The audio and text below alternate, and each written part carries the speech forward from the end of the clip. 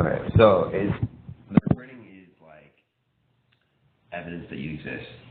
So I've actually been posting these onto my philosophy YouTube channel, which has like 12 subscribers. Like nobody really pays attention, but that's not the point. The point is to leave a record of the things that I do while I'm alive, because I'm gonna die, and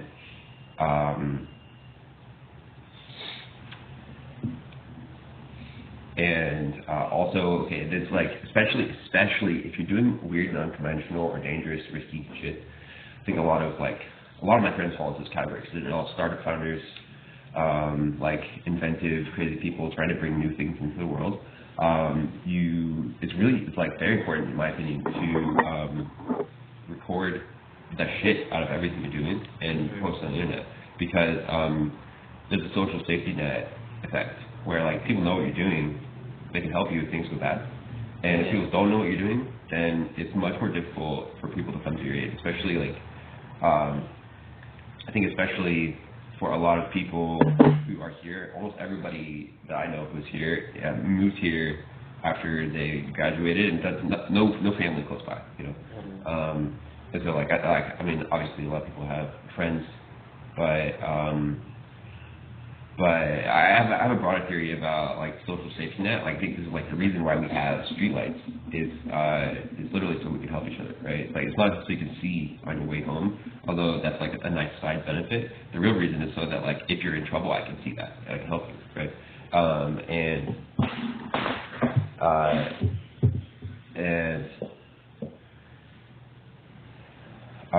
I think that like a tremendous amount of like, so there's a loneliness epidemic, right?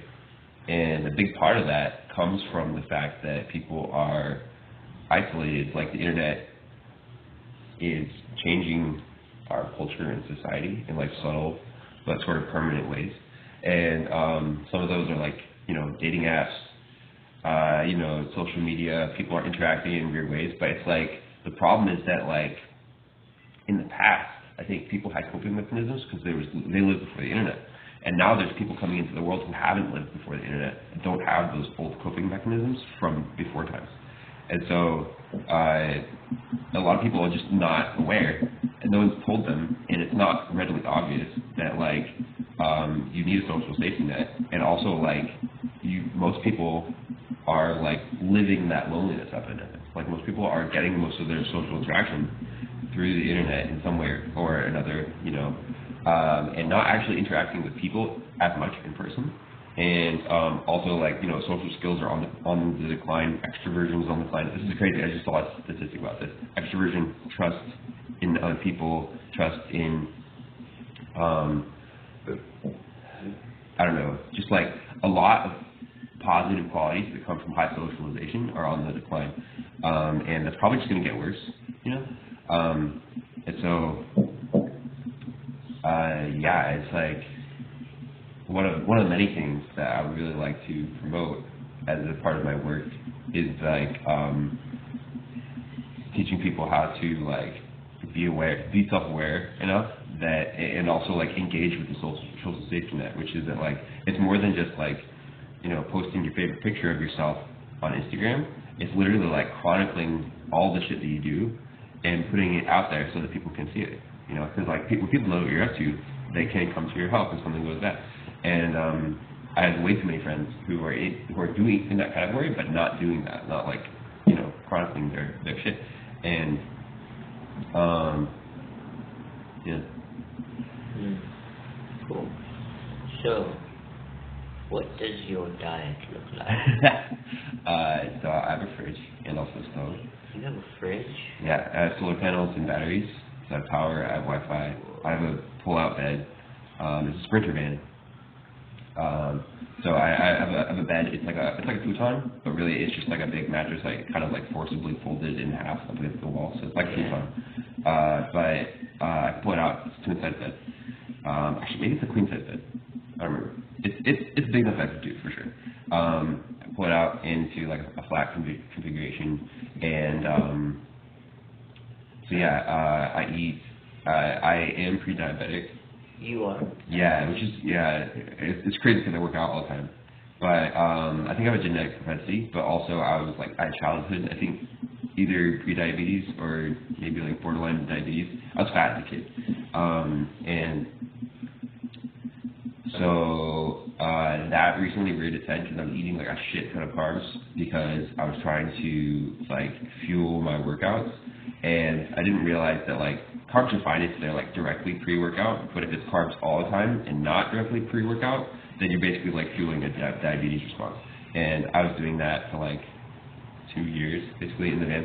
And then like last year I had like a pre-diabetes scare where like the doctor was like, you need to fucking take it easy on the carbs.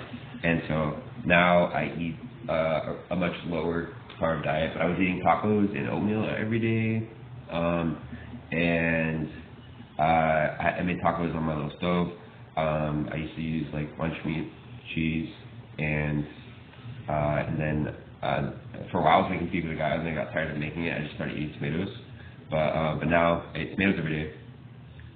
Recently, because I'm like on this ketogenic diet, I eat like a bag of spinach. And also recently there's like a fucking killer deal on chicken fucking nuggets at they're like high quality chicken nuggets. Like normal chicken nuggets are nasty. I don't like the normal cheap ones are not good. But there's these like really good ones that are from this brand, and it's all like you can tell unprocessed breast meat that they coated it out. And it's just really good. It's good stuff. It's really cheap. So I've been eating that recently. But I used to do like sandwich meat cabbage tacos, if that makes sense. So I'd take a cabbage leaf, some sandwich meat in there, and some cheese, and eat like a taco. And tomatoes, I eat like a lot of tomatoes every day. And I'm kind of like a nutrition nut, and I have like a whole ass nutrition journey that I've been on. I take like a lot of supplements every day. I'm probably taking like 15, maybe 20 things every day, and so my diet is also kind of not very balanced nutritionally, but I make up for it with my supplements. If I wasn't taking supplements, I would definitely have to work a lot harder, maybe more expensive, to eat a balanced diet without being able to cook. Because that's the thing, like I can cook, but I can't clean, so I don't cook. So anything that I do with like my stove is either boiling water or things that I can like directly heat on a stove, like a corn tortilla or whatever. Like, yeah, makes sense. Yeah, my van setup is actually, in my opinion, it's ugly, but it works really well. And actually, I think a lot of other people would probably want to emulate it because I have also a toilet. You do? Yeah. The toilet system, I'm really proud of this. It took me a while to figure it out, probably like a year and a half or two before I eventually like landed on this configuration, but it works really good. So there's a smell box. The idea of the smell box, make a box, put all your smells in that box. Trash goes in there, toilet goes in there. Also, if I have anything that needs to dry, which I use a washcloth to wash every day and dry shampoo for my hair, the washcloths also go in there to dry. There's constant flow of air. That's that's the mechanism basically. Is that like you have a fan, it's like a 5-volt computer fan in my floor actually, and it's constantly venting all the time, 24/7. And it's connected to the cab. There's a partition between the front and the back. So there's a greenhouse effect right in the cab. The sun comes in and makes it really fucking hot in the cab. Like it probably gets up to like 120 in there, even on like a. There's direct sunlight. Yeah. Yeah, direct sunlight. It's just crazy hot. So the partition keeps most of that air from coming into the back, but it will slowly seep in if there isn't anything to like keep it in the cab. So the smell box is connected to the cab, and there's a hole between the box and the cab, and it's sucking that air from the hot air from the cab through into the smell box out to the floor. And then also because you need ventilation anyway, it's just such a small space. If you have no ventilation at all, you run out of you'll get like low oxygen environment in a couple of hours. So you need a little bit of like an open window or a vent, but basically all the time while you're inside. And also like you have, especially in the winter, there's moisture issues because you're breathing moisture. So to have it ventilating all the time is basically it's just a good idea anyway. Just to keep the moisture levels low in the winter. So I have also a hole in the top of the partition, hot air rises, and so the air. I also have more vents in the floor in the back, but so no vents in the ceiling. I had one in the beginning and then I got rid of it because it's just like super conspicuous. I don't like the look of a camper van that looks like a camper van, I want it to be a low profile, look preferably just like a Sprinter van. The solar panels on the top are the only giveaway. And I also have skylights in the ceiling, but those I think they're not visible.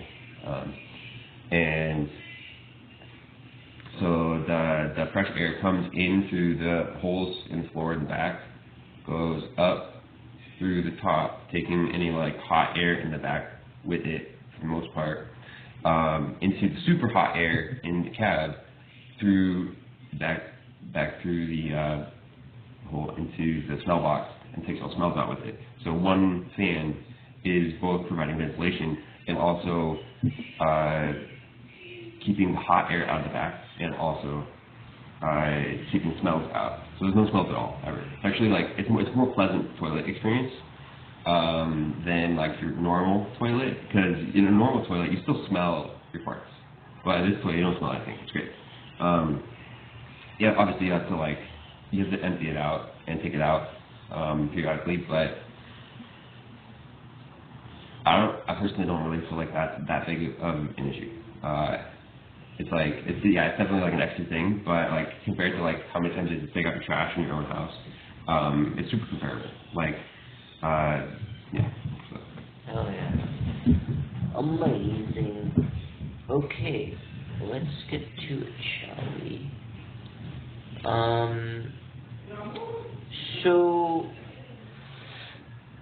what's the story of how the elderly couple came into your life, and how like that magical thing happened?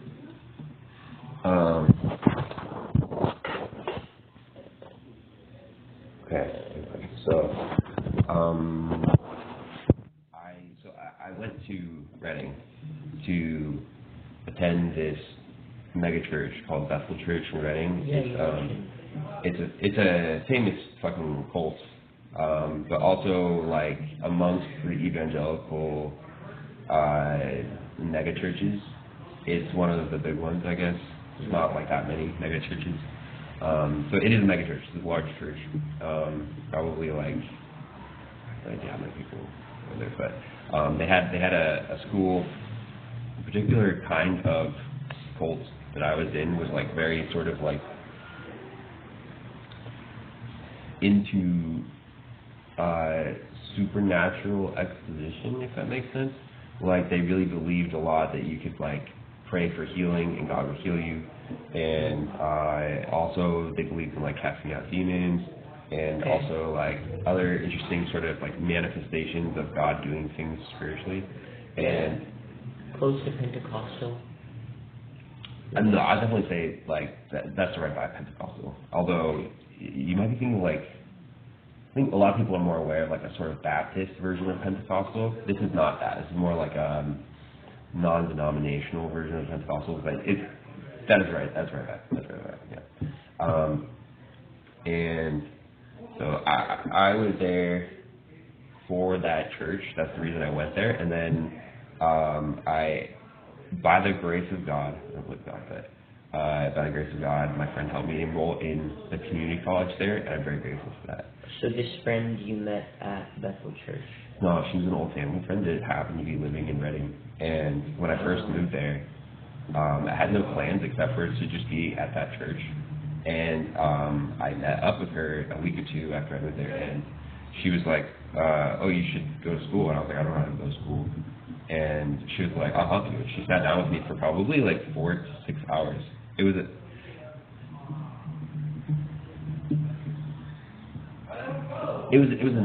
non-trivial thing. She was a friend of family, and I think for her it probably wasn't that big of a investment, but I think it was just like it was a bigger investment than many other people had put into. Yeah, like Yeah. so basically, yeah, like she probably isn't as memorable for her, but obviously the impact that it had on you and how it changed your trajectory is very powerful. Yeah, I've been in situations like that where people have said, you know, I remember the last time we were together and you said this and it had, and I don't even remember saying that. And I'm sure, you know, we've all had those moments. Okay, wow, so she sat down with you for 4 to 6 hours and helped you enroll in school. Mm-hmm. And this was after you moved back out or the first time around? This was after I moved it back out. Because you moved out the first time from your parents at 18. This was that. Okay.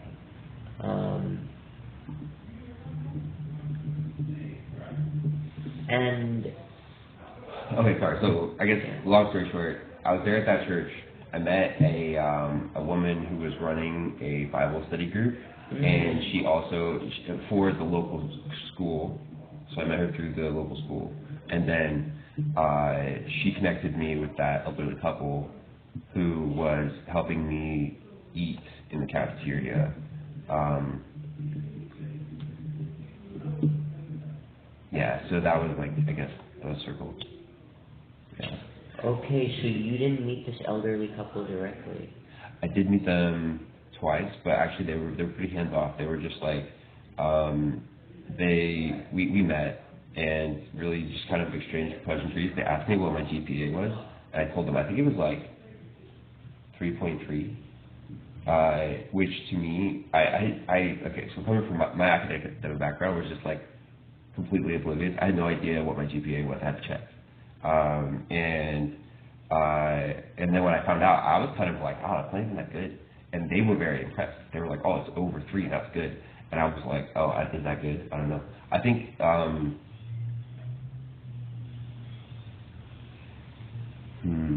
yeah. I think I kind of easily skated through school without very much effort. But also,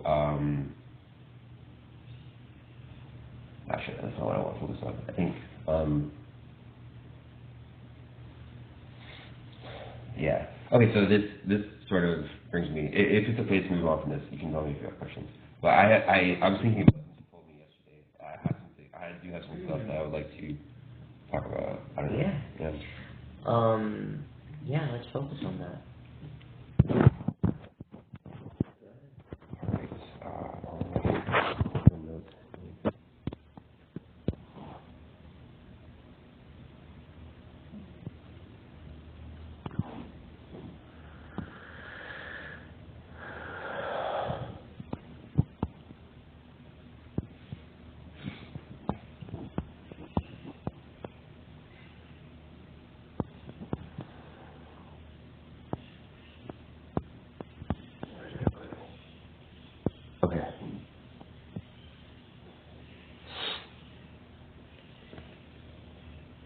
Okay, so I guess the main things that we're talking about are when I left the cult. I think that's actually, it's probably a more relevant detail, and more like transformational in my journey.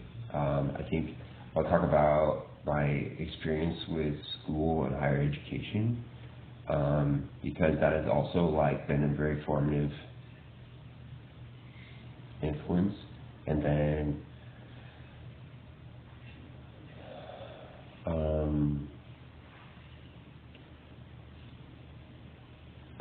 yeah, I guess also the main, I think like my main grievance, besides like feeling entirely unprepared to live in the world from the cult, was also that it was extremely repressive in terms of relationships and sexuality. So I was a virgin until I was 28 years old. And and I had actually my first kiss when I was 26 years old. And I remember feeling throughout all those years that like, okay, like everyone else seems to be like getting into relationships, like engaging in communication with the opposite sex, and also like, I don't know, like I'm a people person. Like I've always been a people person. I think even when I was like an introvert, I was always like very interested in people, and so like my main sort of like the biggest regret that I have is really like how the cult kept me from being able to develop the skills I needed to interact with people, which I think is like my passion in life, and the greatest source of joy in life. And also like keeping me from being able to engage in like romantic, like start my romantic journey, you know. I also have like I think a lot of like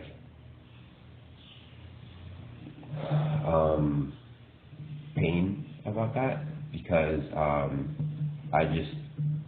I suffered for like a really long time, like consciously, like just being like I don't want to be alone, and I don't like being alone, and also I don't know how to not be alone.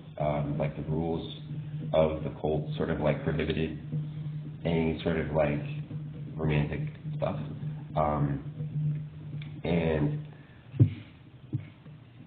and when I look back, I think that is like one of the biggest things I hold against my parents is that like they saw me and all my siblings just being like single and alone for years and years and years, and they didn't do anything. They were never like, hey, this isn't like good and healthy. Like you should be out meeting people. You should be like maybe you shouldn't be taking this cult stuff so seriously. You know, like they never like stepped in and intervened,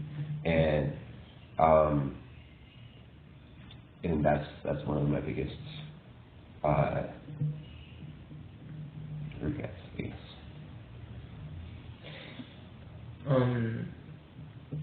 So would it be fair to say that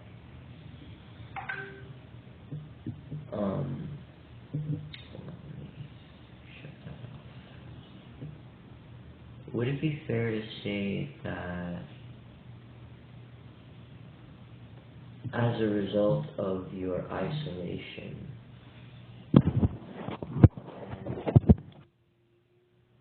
especially, you know, growing up, let me just take a few notes.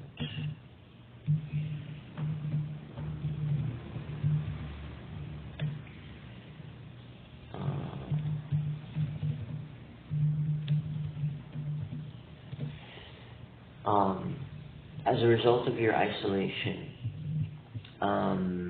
like from a very young age, and then sort of even in adulthood, like how when you were more integrated into the world, you realized, even though you didn't understand much, that you were alone compared to what you saw, and you knew you didn't want that, but you didn't know how not to be alone. And it was just like this invisible wall that you didn't know how to get past or through.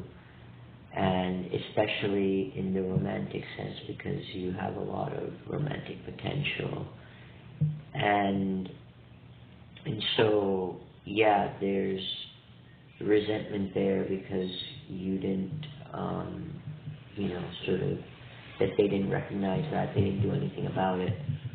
But would it be fair to say that, like, all that time without, right, that it, like, built up, you know, your potential in a way where most people don't experience it. And now you're at the stage, you know, where you're exploding, and like one of the manifestations is the love philosophy.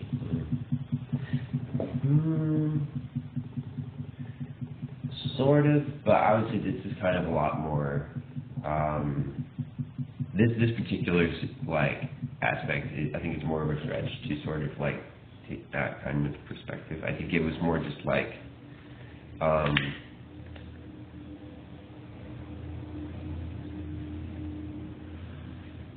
I think that there's a strong chance I could have and might have developed this love philosophy even if I had been like happily experiencing relationships and also engaging in like friendships. Like it wasn't just romantic relationships, it's also just like friendships in general. Like we were just like so alone, isolated, didn't know how to make friends, you know. Yeah.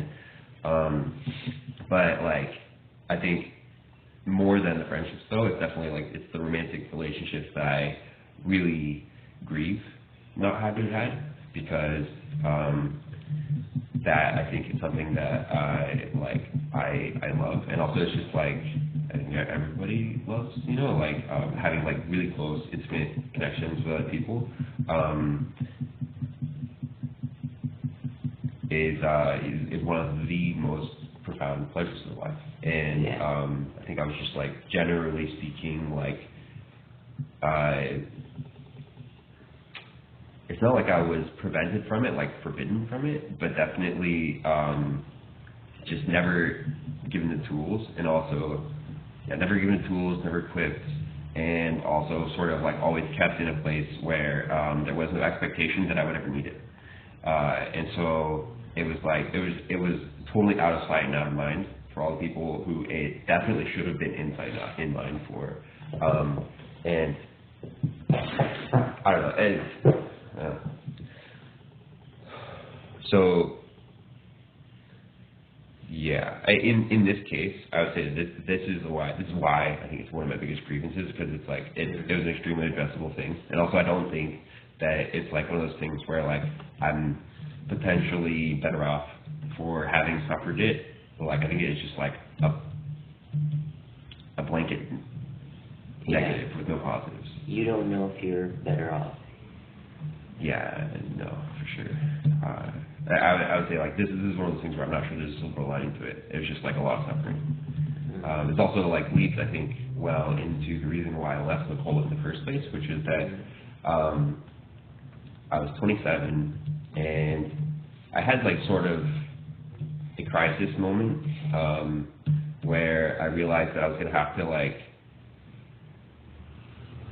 either take my faith less seriously or deliberately be alone for the rest of my life, romantically, and also like I think in terms of like friendships, but definitely romantically, which is like something that was very unbearable. I was just like I don't want to be alone. I don't want to die a virgin, you know, and so I gave in and started using dating apps to meet people, and I did that for like a year, and then eventually I met this one girl, and we like hit it off instantly. We fell in love, and she's a really amazing person, and she's really remarkable. I've been in a lot of relationships since, and I've had a lot of context since for how good relationships are and can be, and it's actually remarkable even in retrospect how great that one was. Stood up. Yeah, like really actually like stands the test of time. Like she was amazing. We really fit very well together, and our relationship didn't last very long, but it was incredibly intense. And she broke up with me because I was in a cult, and among other things. Like I think also like really bad values at the time. I'd been around a lot of people with bad values. I think like no value for education, no value for really excellence in any part of life, no value except for like theology, I guess. No value for career, and I had already started studying software and I had a software job when I met her, but I was never like ambitious about it, and she sort of like she liked me, but I could see like the gears turning in her head that she was like, you're great, but like your personality is great, and also we vibe really well, but also you have bad values. You've been like around people who are really shitty for your whole life, and you don't have any ambition. You don't have any of the things that like that you know make someone attractive to a person like her, but also to a person like me. Like she was incredibly attractive to me because she had all those things that I didn't, which is like ambition, you know, education, a desire to do something with herself. She was going to become a doctor. I think she is a doctor now, and so like she, I think it was like an interesting. It's a crazy confluence of events. This is another thing which in retrospect, I feel like is miraculous because. After having met her, and since moving to San Francisco, this was in Sacramento. Since moving to San Francisco, I've met a lot of brilliant people here, and I'm a guy. I'm a smart person who likes smart people, and that's why I like San Francisco. That's credit to Sacramento, where there's a lot of smart people who aren't interested in being smart or using their intelligence. And even here, she stands out. She's an incredible person, and it just like it felt like a 1 in a million chance, maybe one more than that, you know, just like an incredible once in a lifetime opportunity. And she broke it up. I was devastated, and I was devastated, but it wasn't just because I was losing her. It was because she showed me that she showed me all the things I've been missing living in this cult, which is like I'm a smart guy who likes smart things, and also like I'm ambitious. I didn't know it until I met her, but I'm ambitious, and I want to do things with myself. You know, like I want to.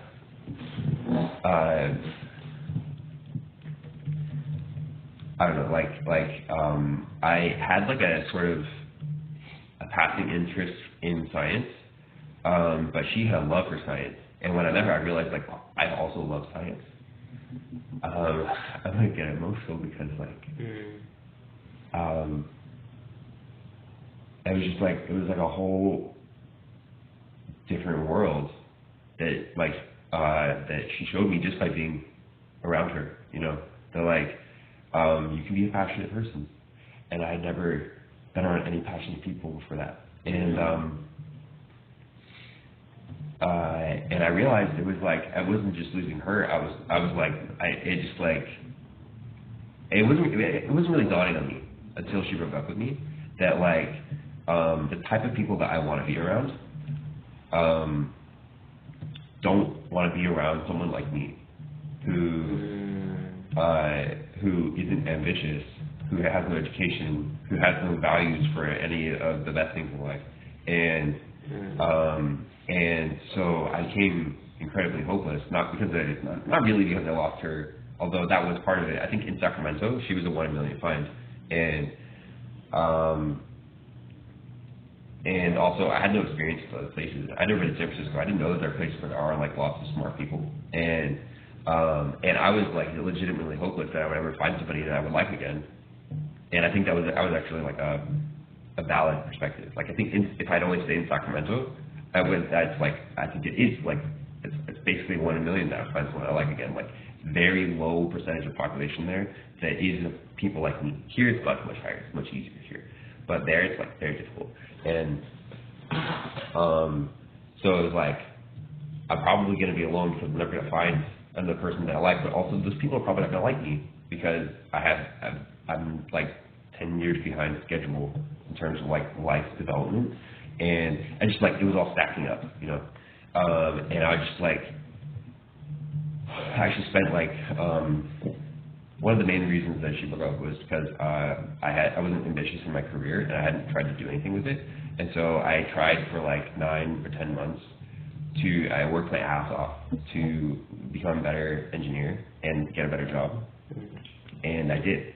I learned a whole bunch of new skills.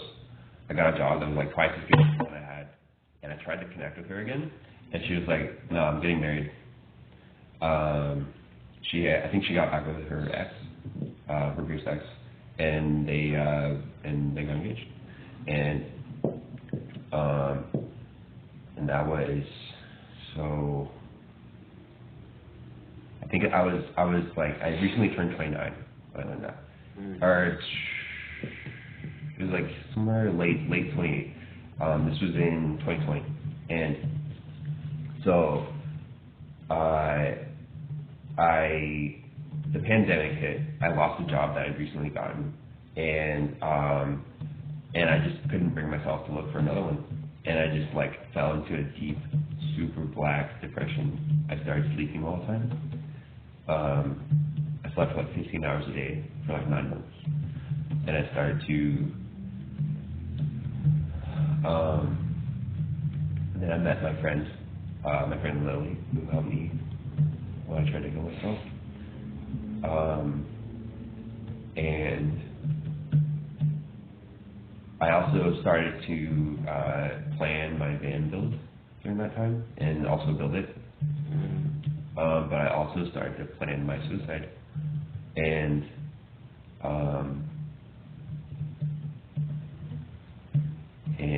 yeah, I made a will, and I planned everything out. I was going to kill myself, and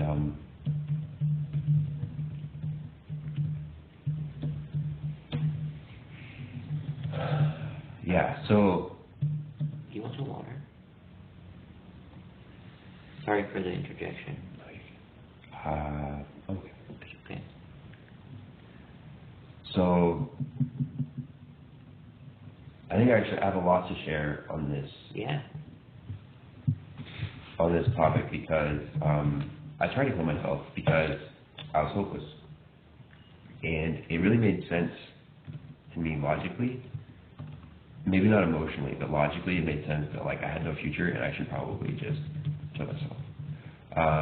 And so I tried to do it, and I couldn't do it. Because you felt so behind. Yeah. Well, it was this confluence of factors where, like, I thought that the density of people that I would want to be around in the world was really low, and I probably wouldn't be able to find them. But even if I could, they probably wouldn't want me. That's what I thought. And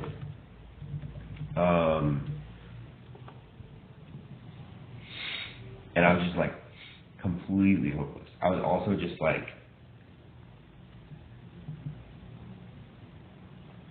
I don't know, that was really, really, really dark and painful time.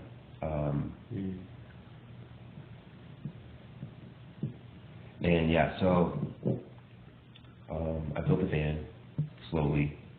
I got it finished, and then like about a month later was when I was planning to do it, and I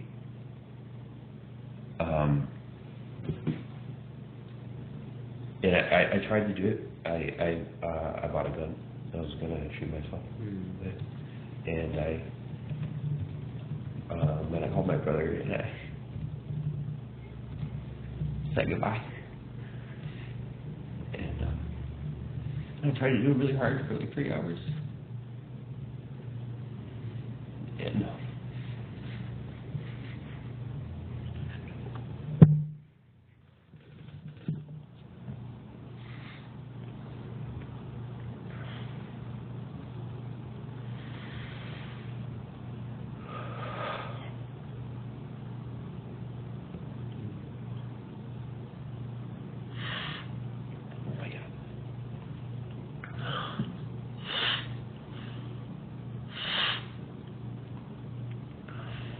my friend Lily came to try to bring me home after. I picked for her. She didn't judge me.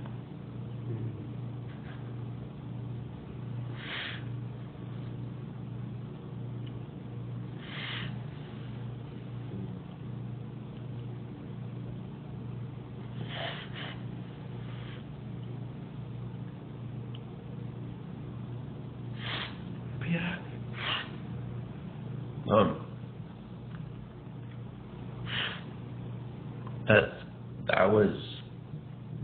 That was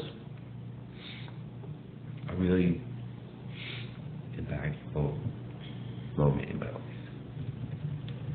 for a lot of reasons. You can kind of feel it, I think. it profoundly changed my perspective about, I think, what I owe the world, I guess. Like, so there's a lot actually that came out of this. The first is that, so I was like, afterward, I was thinking I should do it again. Like I should finish the job, you know, because, and then eventually, and then like there was this like spark of insight that I had, which was that, and this is, I also have a philosophy about grief, and this is where this came from, was that I realized I was depressed and suicidal because I was choosing it, and the reason is because I think this is what grief is. You lose something that you need. You lose something that is important to you, and grief often takes, if I'm remembering the theory right, it's not a lot of times to talk about this, but it takes like two manifestations usually. Usually, you focus on what you lost in order to affirm to yourself that you valued what you lost. Wait, say that again. You focus on what you lost in order to affirm yourself that it was valuable. Okay, because of the amount of energy you're putting into the, yeah. Or the opposite. You try to deny that that it was ever valuable to you in the first place. And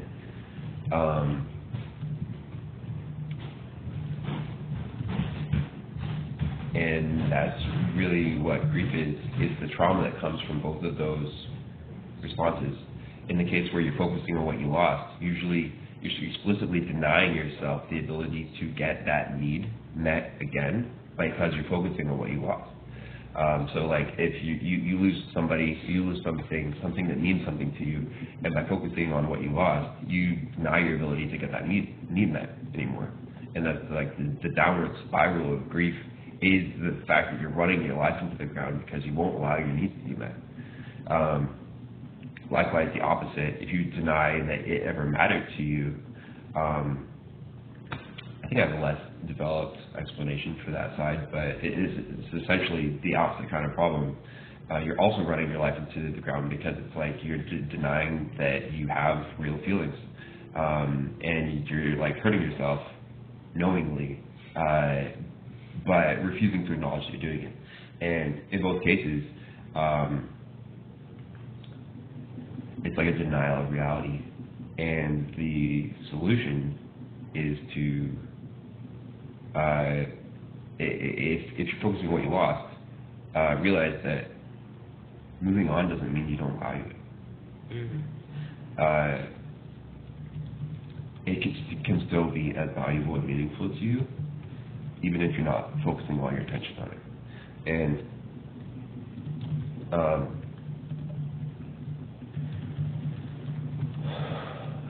I think the lesson in the opposite direction is that, like, if you allow yourself to acknowledge the things that matter to you, the pain of loss won't crush you.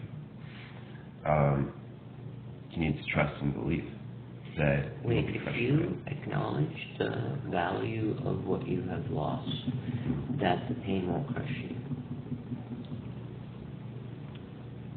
That, okay, rather than running away from, oh, this was really meaningful, because you're afraid to acknowledge how meaningful it was, because the grief. Yeah. And so doing that won't crush you. Yeah. Yeah. So I had this like glimmer of hope, and I've always been like, I think, philosophical, although I never really sort of acknowledged it until I started this philosophy project. But when I realized that, it helped me tremendously, and I started to like sort of pick myself up and be less depressed. Although I did struggle with depression for maybe at least like a year and a half after that. It was a real turning point, and I promised myself afterward that if I was going to live, that I wasn't going to give a shit about what people think, and also and also at the time, because I had only been exposed, I think, to like selfish and negative versions of people doing like capitalistic stuff, I promised myself that I wasn't going to live for myself but for other people. Wait, rewind that like 10, 15 seconds. What were you saying about capitalistic? Basically, I had only been exposed to, I think, like negative versions of capitalistic intent. I guess I was like, I want to do good things. I care about people, and it had always felt. I think it kind of justifiably does feel like if you're working a career, you're doing it for yourself and not other people. If your focus is making money, then you're not doing things to help people. Not doing things for other people. You're doing things for yourself. And I hated that. And I was like, if I'm gonna live, I'm gonna do things for other people. And so, so the van was like finished at the time. It wasn't. It was livable, but it wasn't like I've worked on it continuously almost since. I've made a lot of iterations, and it's much better now, really. But it was livable, so I was in the van. And I started to, I came to the Bay Area, I bounced around the Bay a little bit. I got a girlfriend for a little bit. For 9 months, I was in San Bruno. And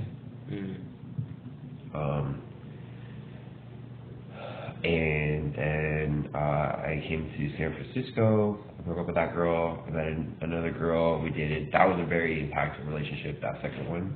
That was a super intense, super meaningful, impactful relationship.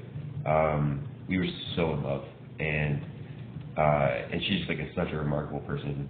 I can talk about her for a long time, but we eventually broke up after like 6 months or so,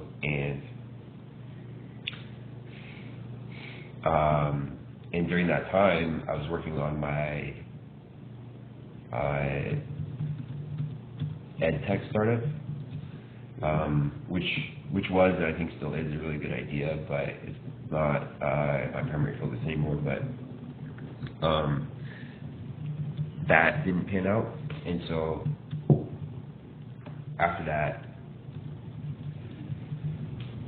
I was looking for work, planning to just get another job, and I turned 34. I turned 32, and when I turned 32, dating apps stopped working for me. I think I sort of inadvertently aged out of most people's age filter,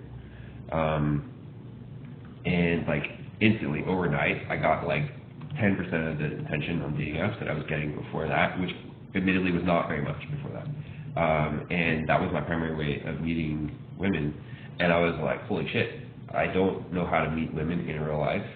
And now my only way of meeting them is gone. I need to figure out how to meet women in real life. And so it was kind of just like a side thing that I was thinking about while I was looking for work. And it turned into, and then I've also been, for the last 3 years, I started doing psychedelics 3 years ago. And I have been a massive proponent of psychedelics. I think they're profoundly beneficial tools for self-exploration, and so I was really into using them for that purpose. I would do psychedelics and journal, and during one of my trips, I sort of like, okay, this is also another relevant detail, which is like I had a best friend, this guy, he's a really good buddy of mine, and then that relationship fell apart because he started dating this girl that I was dating. That's crazy, actually, in retrospect. I dated this girl for like a month maybe, and then like, and I was dating her. He's my best friend. I introduced them to each other, and we were all hanging out a lot. And then like, she broke up with me for some stupid reason, and then like less than a week later, they're dating. And he never texted me about it. He never talked to me about it. And I was kind of devastated, actually. But the relevant detail is that like he's also a very remarkable person. He's one of the smartest people I've ever met. Probably like genius level IQ. And the way he did things was just super different. He's also very young. He's like one of these like, you ever meet like Stanford or Harvard kids? It's like palpable intelligence. Also usually palpable like social intelligence. Like they're usually not just super smart and bright, but they also just like have a way with people, you know? And he was like that, but more than average. I spent a lot of time around him, and I just like observed over time that the way he made decisions was better. Not like he had more information. Not like he was using his intelligence more and able to do things better like that. It was like literally like he had better heuristics for everything. And I was just like, what the fuck is this? Like, we had the same knowledge, same situation, same circumstances, and he's getting like 10 times the returns out of every set of circumstances that I am with no more efforts. And I was like, what is this? What's going on? And so it was like that, plus the psychedelics, plus like needing to figure out this social stuff. And it was all sort of like coming together and like just like, there's obviously like a better way to live. Like there's obviously like people who know things that I don't. And maybe they can't describe it, but they definitely know tangible, describable things that I don't, because they all know it at the same time without like talking to each other, you know. And so I just like was thinking about it a lot and trying to figure out like I need to meet women, you know, in person now because dating apps don't work. And how do I do that? I have no idea. Like I have crippling social anxiety. When I was a young adult, no more social anxiety anymore, but definitely just like not like super confident, not an extrovert, you know, not like good at talking to women, especially not like beautiful women. Like the type of women that I was meeting were generally speaking like not attractive women because like my social skills were not like were not at the level where I could like talk to and keep the attention of a really beautiful girl, you know. And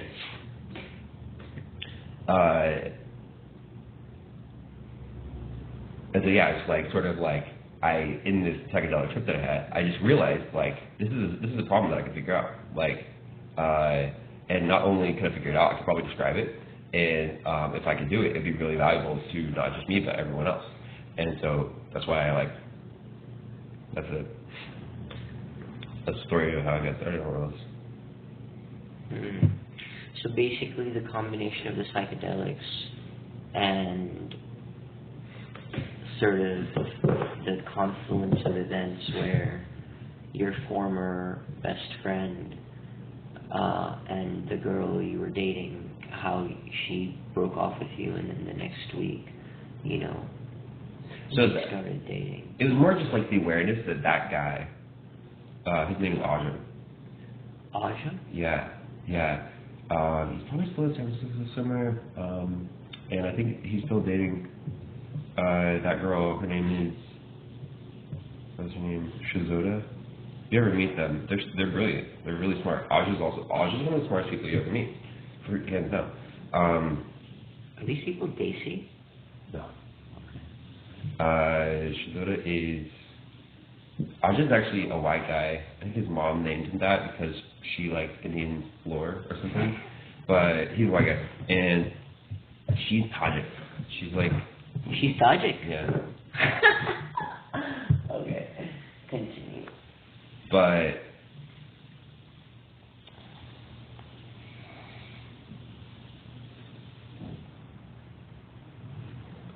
it's just like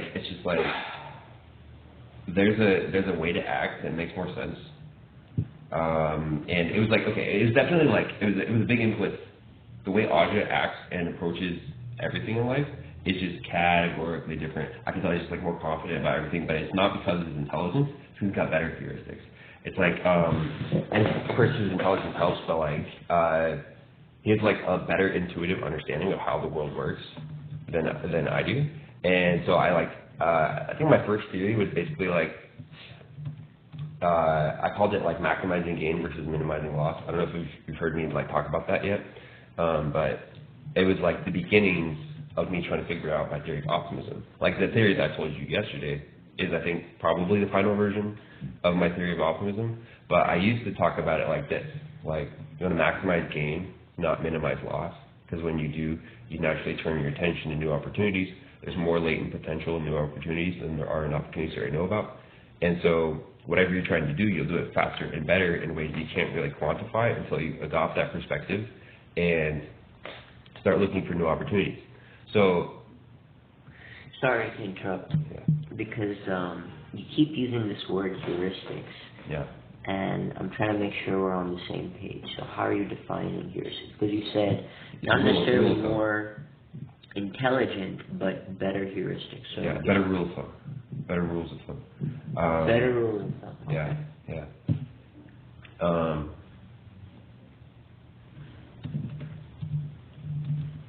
So, okay, I don't want to get too technical because...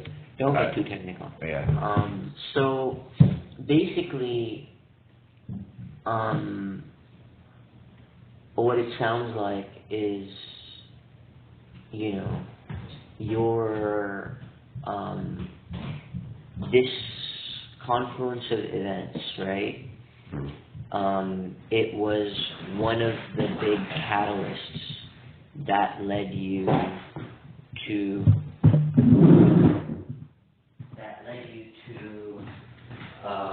help develop. Cheers. That led you to help develop, or like think a lot more than you have before, which then naturally led to this particular philosophy. Yeah. Yeah. So one thing I wanted to dig a little bit deeper on is the relationship that you had when you were in the city. You said that, you know, you could talk a lot about it, and you described how, you know, you were working in ed tech at the time, and sounds like, I don't want to say more than, you know, the relationship in Sacramento. Yeah. What was I going to say?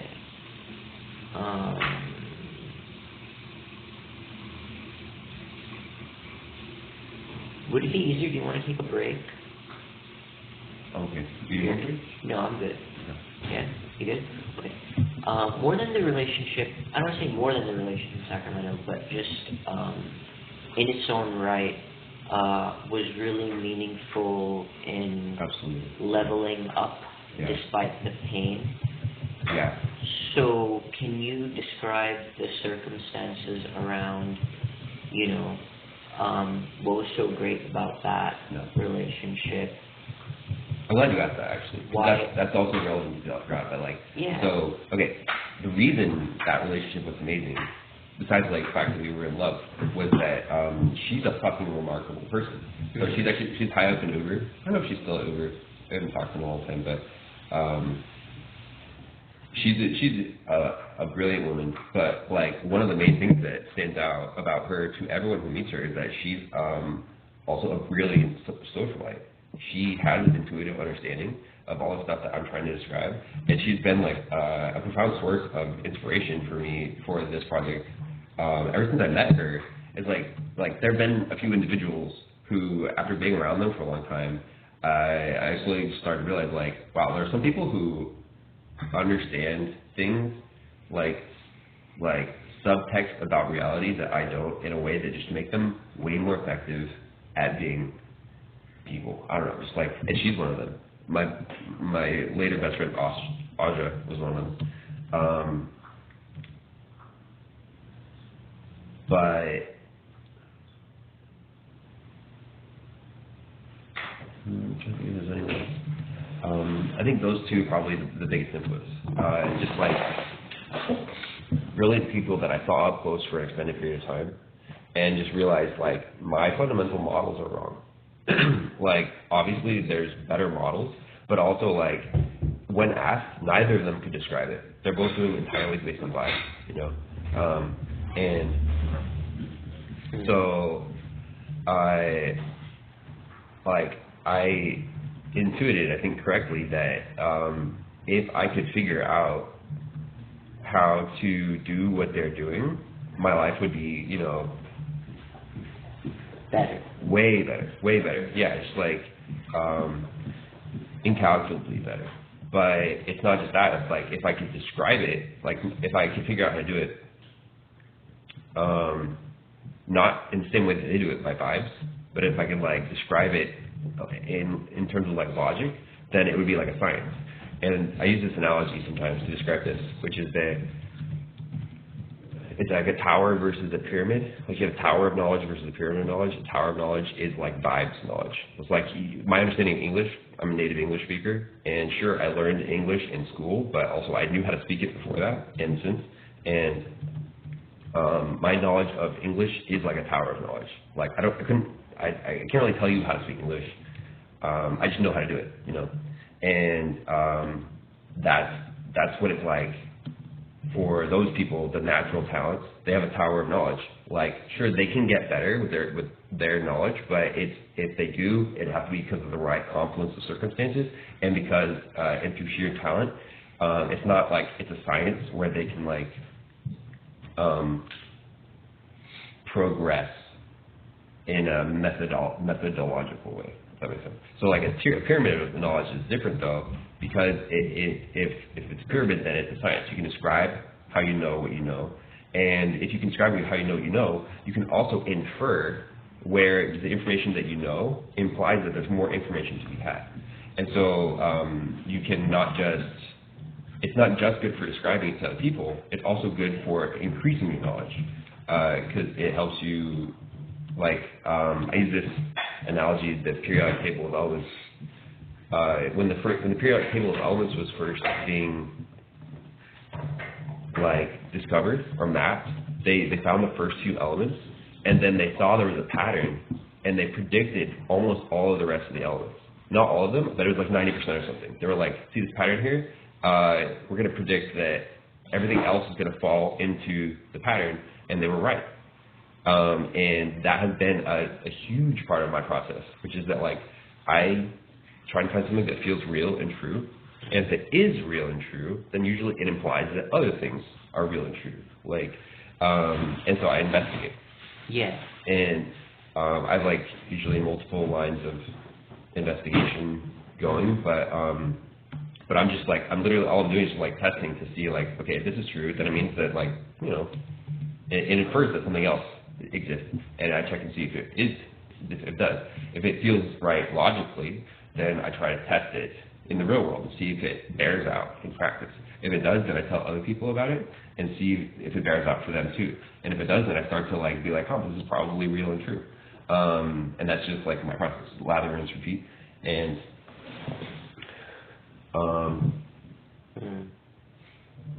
yeah. Okay. So that's helpful. Now, what were the ways in which you felt like, because here's the thing, right? Like the theme that I'm picking up on in all of this is your models were wrong. Yeah. You know, she had a primarily strong intuitive sense. Mm-hmm. And I think what would be really helpful for me is to better understand what were the ways in which you were failing, right? Because you talk about logic and like being able to quantify, being able to, you know, paint a clear picture of that. So what were the ways in which you were feeling that made you feel less than? Because that helps me understand what was the fuel that was driving, you know. So like palpable examples, you know, where did you feel like you were, and that contributed to the relationship not working out, in your perspective? You're talking about that relationship, the girl when I came to San Francisco? Yeah. Okay. You asking why it didn't work out, or are you asking like what's the difference between her model and my model? No. What I'm saying, let me try to try to communicate more clearly. Very simply, right? Based on what you said, right? I got the sense that internally you felt like there were things that contributed to you failing in that relationship because of the imbalance. Oh. And so what were those things where you felt that you failed? And that's, if I am assuming, your vibe correctly, the emotional state around that, how you're viewing it around that. If I'm not, please correct me. I don't think I was trying to communicate that we broke up for that reason. I think we broke up for other reasons, but that was, I think, like the main.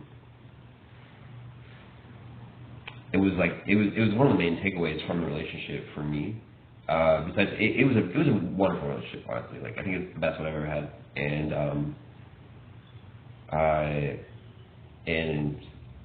in some ways, I actually worry that I'll never find another one as good as that. Because it was really good. But that said, the main takeaway was that she was just like better at life than I was. Well, that's the thing, right? Like, you're saying better at life, so we're getting somewhere. If But you had to break down, I think that is probably the most important part of life. And it trickles down into every other part of life. Social interactions. Yeah. Okay.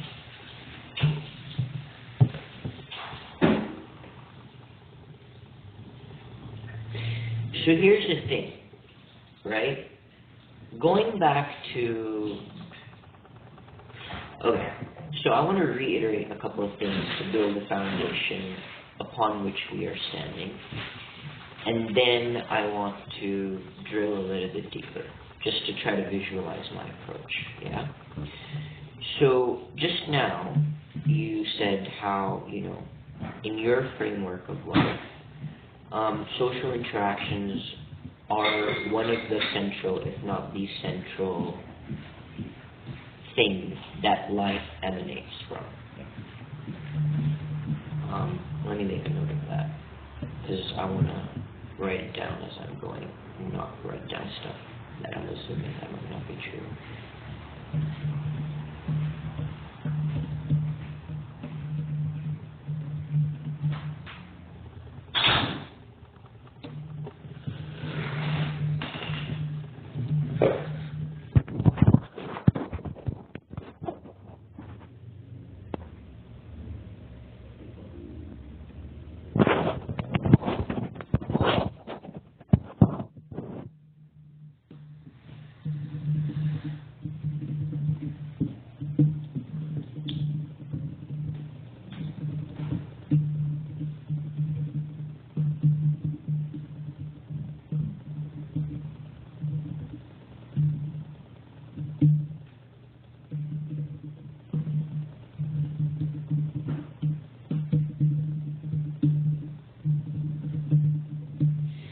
And then the next thing is not being able to socialize at that very high level puts you at a disadvantage in how much you can get out of life. Okay, great. So we're on the same page.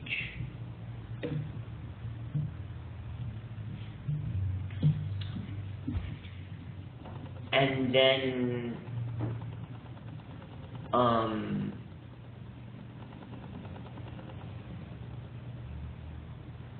because being able to socialize at very high levels, right, ultimately ties into the high level of this philosophy of love, where there's that combination of like pushing and nurturing, which is an integral part of evolution. I don't know if I would say it's an integral part of evolution. I think that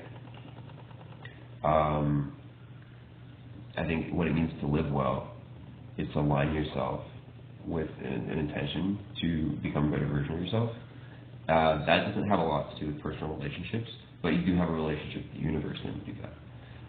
Everyone has a relationship with the universe in the first place, but your relationship with the universe is best when you do that. And I think when you start to do that, you start to experience this, when we talk about that feeling like the universe conspires to take care of you. I think that comes from, I was thinking about this yesterday actually, like I think that comes from the alignment. It's like it's kind of like they say be humble, right? The reason you want to be humble is because it puts you in like, you're less likely to put yourself in a position where you'll hurt yourself, right? And this is that same sort of thing. It's like when you align yourself with your purpose in the universe, put yourself in the best position possible for the universe to act like it's taking care of you, if that makes sense. Or it's like for the resources available in the universe to come to you when you need them, and also to not like stick your neck out too far so that you'll hurt yourself. This is the optimal orientation to life, to evolve. And when you align yourself with it, it's like the universe taking care of you. It's like the universe is fostering you, because there isn't anything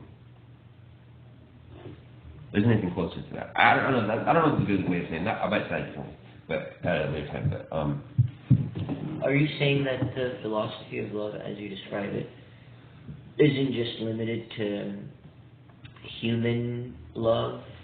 Okay. So the philosophy of love is describing human love. It is describing. So yeah. I'm focusing on that human love, right?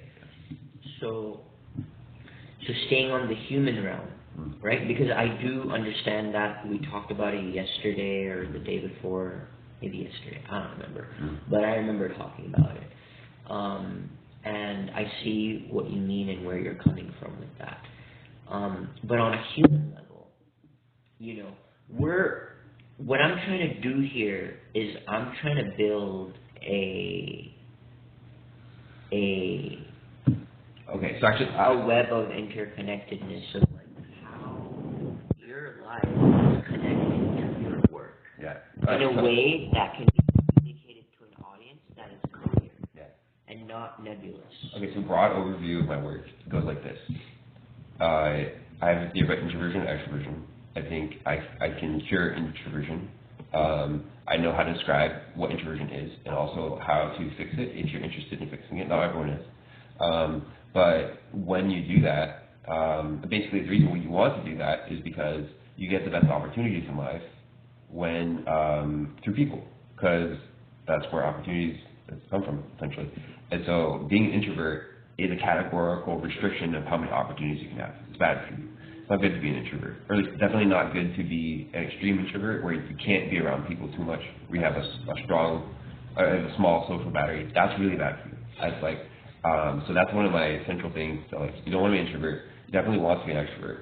And then also like, this is how you interact with people. It's how you have good relationships with people. The theory of romance is part of that. I have another theory about ethics. And then also practical optimism, which you heard, and then also leadership. And all these tie together to sort of like, so like the introvert extrovert thing, it's kind of just an aside, but the romance leads directly into the ethics, leads directly into the leadership, and the optimism sort of ties them all together. So it's kind of like it describes like a circle. It's like a circle of sort of like actions to take. It's like an ecosystem of beliefs that all support each other and allow you to be like optimally social. If that makes sense. And that's what my work is about. Sure, and I appreciate that. Sorry to interrupt. No. What I'm trying to do, that was helpful to know because you hadn't shared that before. But that's not what I was trying to derive at. What I was trying to derive at is putting aside the web of your philosophy, focusing on the trajectory of trying to conceptualize how your lived experience, that's why we're talking about the relationships, right? And the ideas. That's a really good segue. My relationships into the work. Yeah, that's what I'm trying to do. Please forgive me. I'm intense. It's okay. This is a very complex topic, and it takes multiple iterations to get on the same page. So it's not a matter of your lack of understanding, so please don't call yourself obtuse. It's a complex topic. And so basically, how your lived experience feeds this work, and like the concepts, right? So basically, going back to it, not being able to socialize at a very high level puts you at a disadvantage in how much you can get out of life. And then in that funnel, right, honing in on romantic relationships, something that you in your own words said that, are really, really valuable, because because they provide that environment of the push and pull, or push like negative and the nurturing support, yay, you're amazing, to aid your personal growth, personal evolution in ways that you alone are not capable of, right? Because it's a mirror, right? And so being able to socialize at a very high level allows you to be able to, have the skills to do relationships really well. So that's the other. So let me jot that down real quick.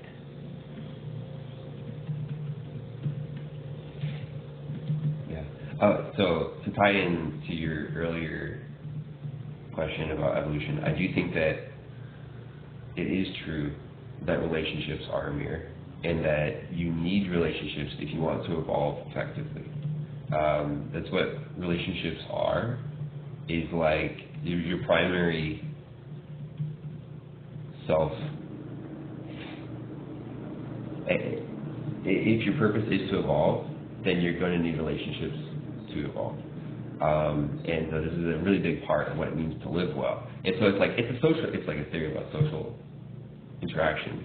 But really what it is how do you live well? Which is like, you want to evolve. How do you evolve? Be around people, have intimacies with people. Intimacy with other people often acts like a mirror. The closer you are to someone else, the more you can infer from their perceptions if your perceptions are correct. And that is the biggest thing that you can't get by yourself that helps you to evolve. And so, having good relationships is a critical part of everyone's evolutionary process.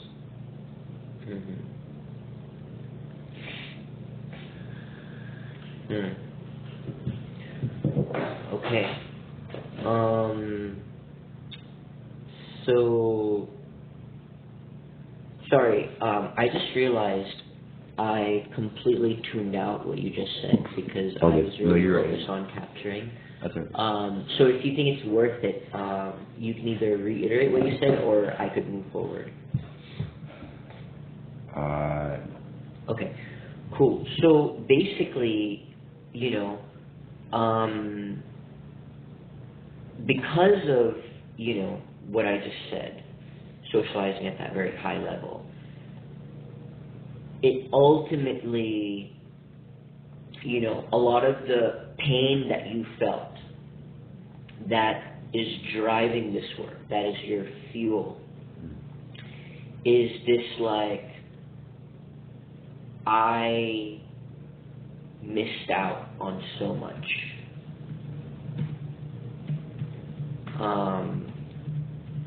And I feel so behind, or I felt so behind, right? And you had this period of where that gap of how behind you felt was irreconcilable, which, fed the destitution. Yeah, I gotta say, it's a pleasure working with you. You're really doing the most to, like, I don't know, you're picking up what I'm laying down really well. I'm impressed. Thank you. I think you're really, like, you're filling in the gaps, I think, in the right way. That's my job, yeah. So I appreciate you affirming that I'm good at my job. Yeah. Okay. Let me get back on track.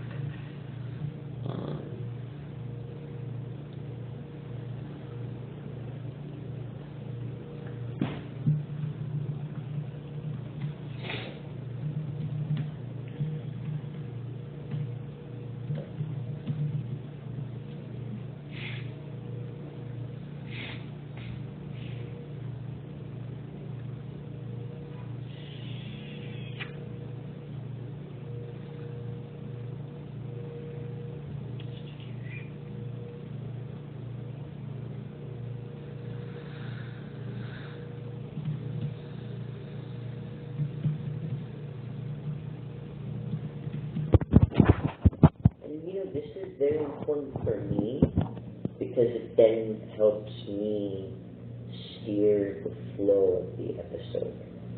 Because once I have a cogent narrative, I can say, tell me the story of this, and that weaves.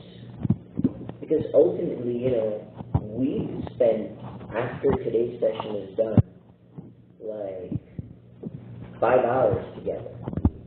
Can't expect the audience to put up with 5 hours. It's a lot to ask them to put up with an hour. So like my. That's interesting, honestly. Why do you say that? I feel like I'm routinely do like 3-hour podcasts all the time. On Lex Friedman, all of the time. Yeah. That's a good call out. So to communicate more clearly is. In these 5 hours, there was a lot of fluff. And personally, my style, I'm trying to attract the audience that's like, I care about depth, take me deep in an efficient manner, and get me, the value that I'm seeking. I see. I know what you mean. Have you ever listened to Lex Friedman? Lex Friedman? Yeah. Or maybe, I don't know, Joe Rogan. I don't know. Joe Rogan has often a lot of long episodes. You're right, though. There's a lot of fluff, but at the same time, especially like Lex Friedman will have on really, really brilliant people, and they will talk about deep stuff for hours and hours. I remember there's this one especially. What's his name? Something Srinivasa. He wrote this book, The Network State. There was a 7-hour episode, and I was tuned in for all of it. It was amazing. It just had like so much to say, and it was all amazing. And yeah, I agree though. Like there's fluff. I'm not saying we should keep in the fluff, but like, I don't know. Yeah. And that's not to say that like I'm not gonna evolve. the show is going to evolve. It's going to happen. Because of who I am. But in this era, this is how we are defining ourselves. Okay, let me just focus for a minute and finish this train of thought.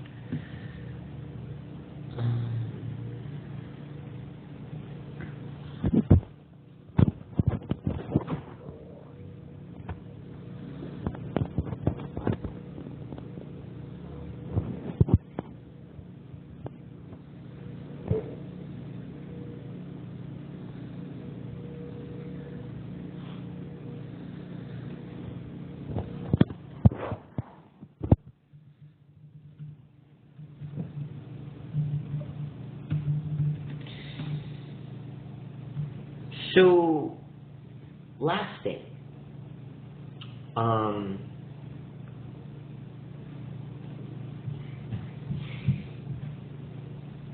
You planned your exit from this world. You called your brother. You said goodbye. You went to, wherever it is where you were going to take matters into your own hand and finish, what you had intended to do. And,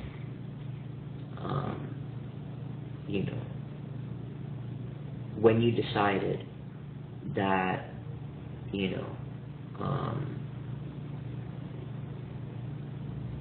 basically, after those 3 hours, did you decide to call Lily? Is that what I was? Is it safe to assume that you called Lily, you told her what happened, and then basically she came and got you. So the two things that I want to know is a two-part question, and I'm happy to pull up the second part, but I just want you to know this is a two-part question.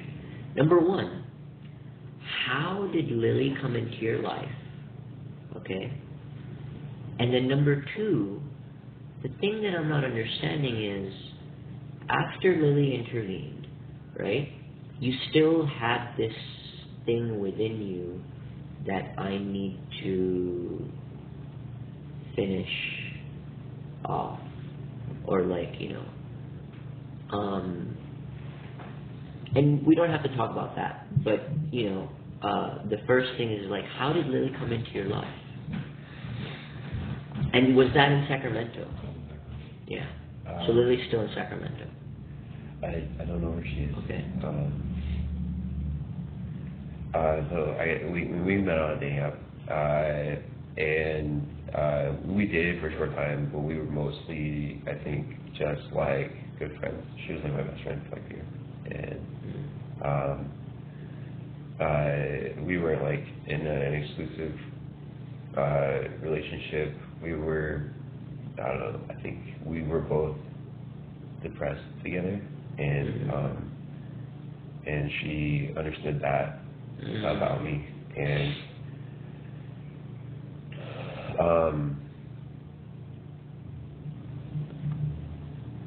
yeah, so that's how she came into life. She also, I think, left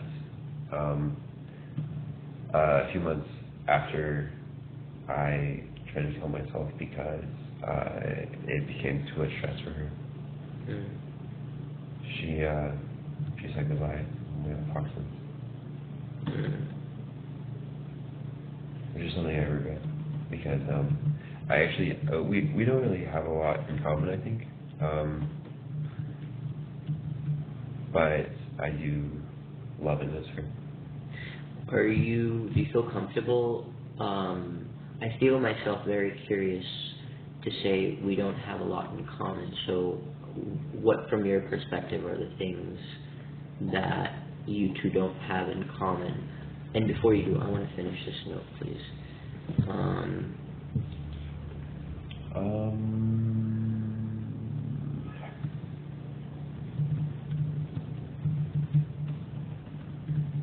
Okay, go ahead. So I think we vibed together really well, and we were sort of friends of convenience. I think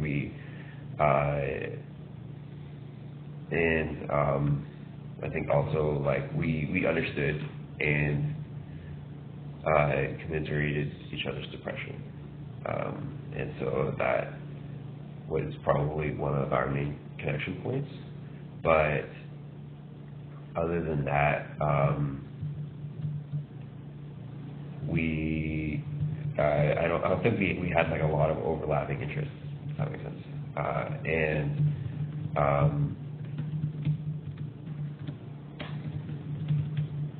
Yeah. So, like, for example, she wasn't as ambitious, maybe, as you realized you were, or, you know. It's not very intellectual or cerebral. I'm very much that, and I have friends who are not, but definitely that's like a big part of my life.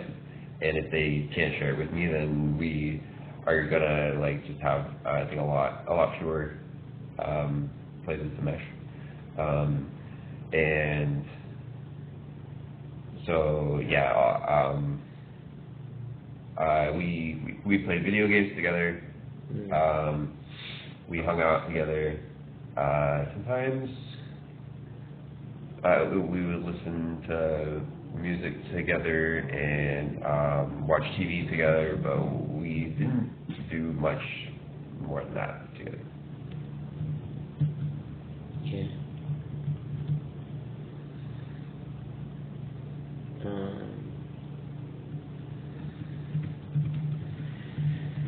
Okay. I'm happy wrapping up where we are. And I feel like, you know, I'll be honest with you. When we first started talking or like doing this work, I was just like, I don't know what the overall narrative of this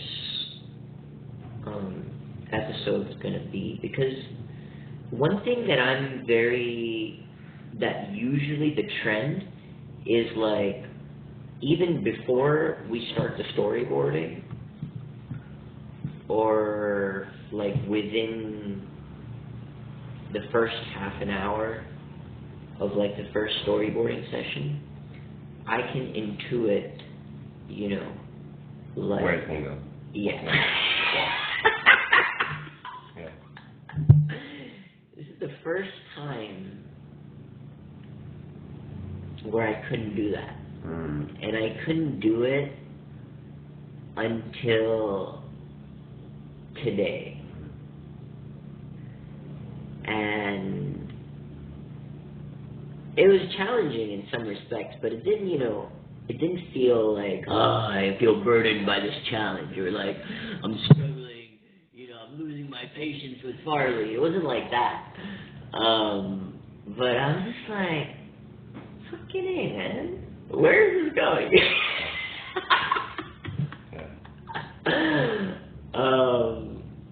But it makes it that much sweeter.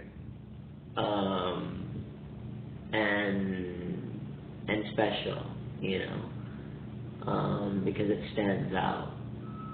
And so basically, you know, what's coming to me is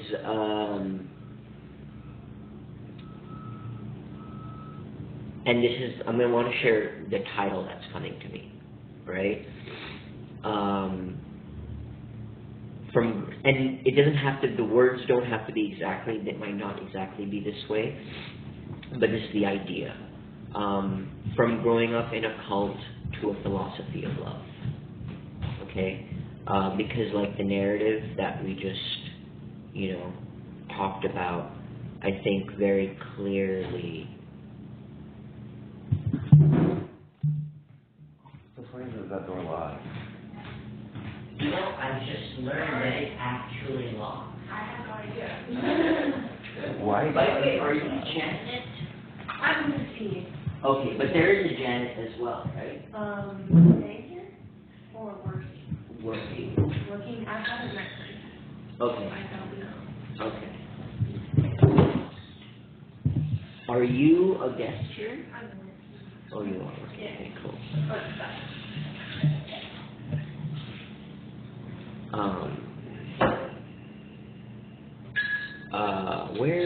were you saying something, or was I saying something? You were saying from growing up in a cult to philosophy. Oh yeah. That's, and the narrative, that we just, I think it fits that. And I think, like, it's intriguing, it captures, curiosity, on different levels, and I think it's poignant because, this journey has taken you to rock bottom, right? And you are sort of making the best of what life has given you, right? In ways that defy the template, and I think that's brilliant. So how's that land for you? Okay. Yeah? Yeah. Amazing. Okay, so now the next step would be, we need to find a day and time to record. And I like to budget, hour and a half to do that. And then, so what I would recommend is, so today is Wednesday. One of my biggest learning lessons is you don't want too much time between the storyboarding and when you actually record. Exactly. And so what I was thinking is ideally sometime during the weekend would be great. Now, it'll have to be done in our virtual studio, so like you'll be wherever.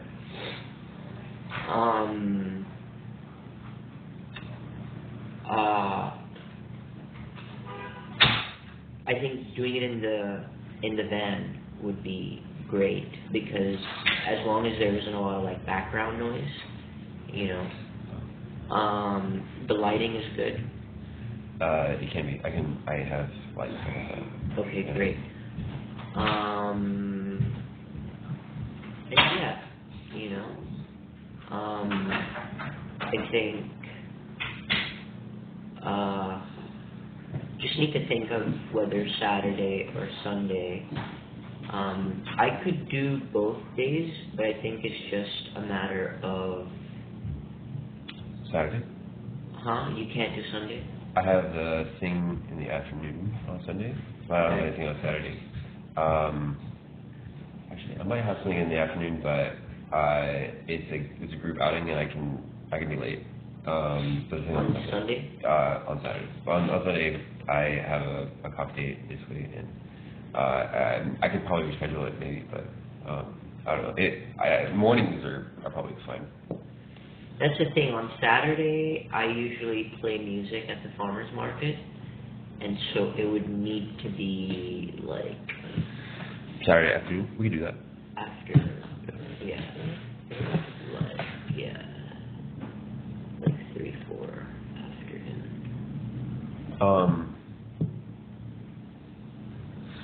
Yeah, so you're gonna ask leading questions that will allow me to tell a story in the way that you want. That's the idea.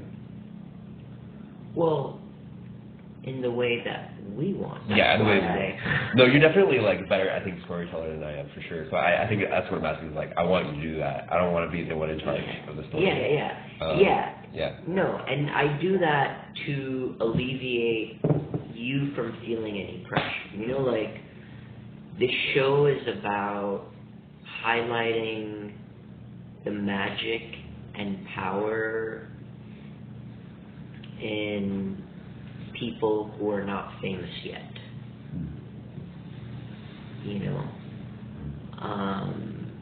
because we're all capable. We all have, that potential, right?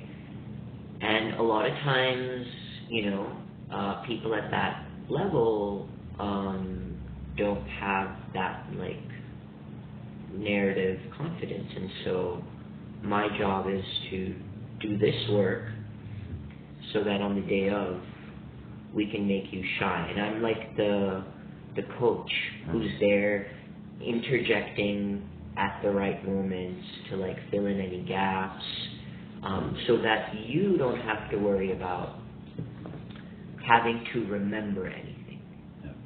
So from today until the day that we record, when there's a thought of preparation, try to just put it aside, if it has directly to do with, stress around whatever, right? Obviously if there's oh, you know what, I kind of want to share that, then feel free, but if there's oh, I need to, I think you understand what I'm saying. Yeah. Okay.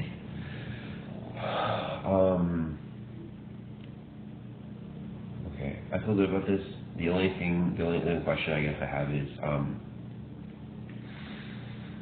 I don't think you've heard all of my philosophy yet, or even really an overview of all the stuff that I'm working on. You've only heard I think you've heard 2 of the main pieces, but I think there's 5 pieces. Are you interested in the rest of it, or should we just leave it? Okay. For the show specifically, or for me personally? Both. Is that, I think I get the vibe that you don't want to bring in any more philosophy for the show, which I'm okay with. I guess though, if that is the case, I do have a follow-up question. Would you be interested in hearing about it and maybe doing another episode or something? Would you be interested in showcasing more of it if you find it interesting? If you don't like it for whatever reason, that's totally fine if you don't want to. Yeah. So, thanks for bringing that up. I think the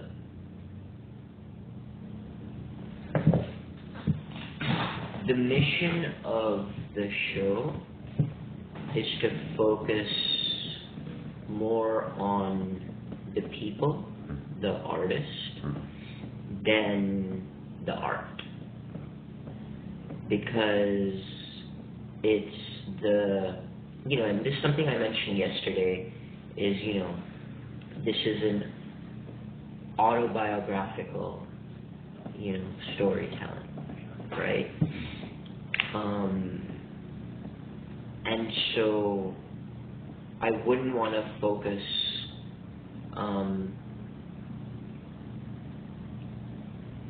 too much or to a point on the art where it would take away from painting a picture of who you are. Yeah. I think so that's where I'm at. So I think that answered your question about a second episode. I think personally, I really enjoy hearing about the different philosophies, and I think it's come up, and so that's something that I'm open to, learning more about as we hang out, Does that comprehensively answer? Yeah. I mean, it's not even it's that much. I think I could give you an overview of the remaining pieces in 15 minutes. Especially if you were fast and you don't have any questions. Especially if we're going fast and you don't have any questions. I think so. It is interesting stuff. I think, and it is really good food for discussion. Mm-hmm. And so it would be, I think it would be gratifying to me to have a conversation like that And it's also, I think it's gratifying to me when people are interested in the technical aspect. And like not just be like, that's interesting, but also like ask questions and like, oh, but what about this? What about that? That sort of discussion is fun for me. Yeah. So you like people to kick the tires. Yeah. On what you're sharing. Yeah. But also I realized that like I think I was at open mic last night, December. Oh, you were there? Yeah, and I shared a little philosophy because I've done this a couple of times, and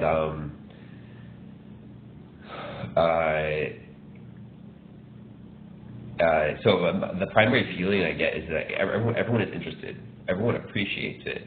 Almost nobody has follow-up questions, which is I think probably like I'm starting to realize that's probably like the main reaction I'll probably get always, which is that like only a very few people are actually going to be like, well, what about this? Well, what about that? And actually like want to dive into it. Almost everyone else is just going to be like okay with whatever I give them, and so which is fine, but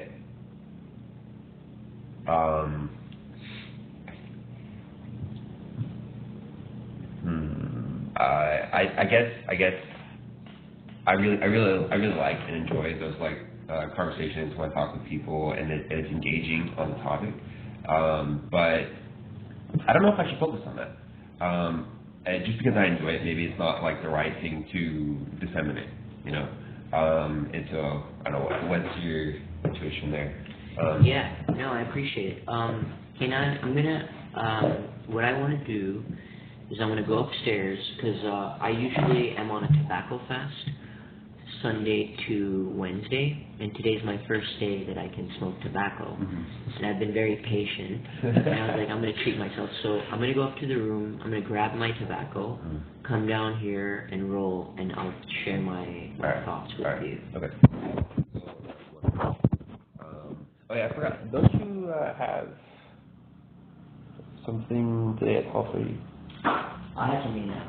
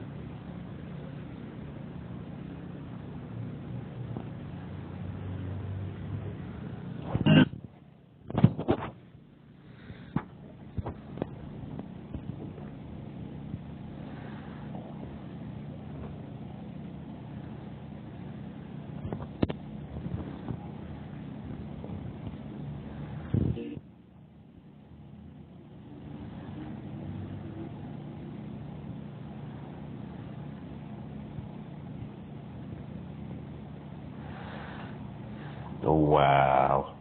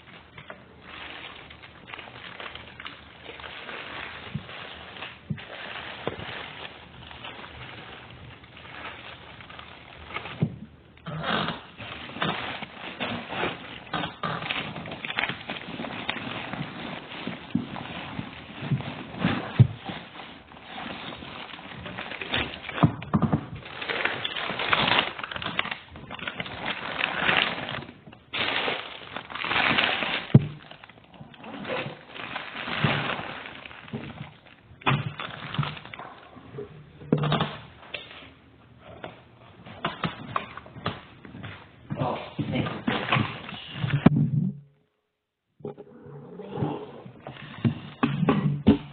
So you don't got power in your van?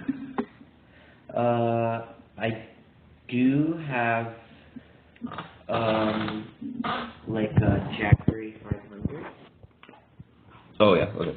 and so it's not something.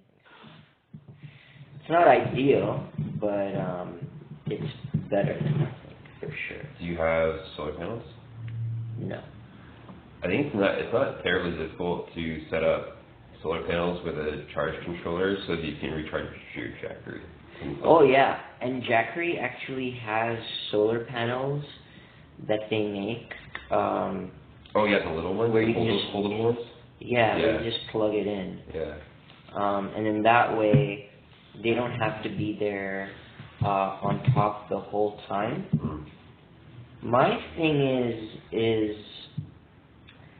I'm entering an era where I feel like I'm spending less and less time in the van, where it's like I'm subsisting more on house sits.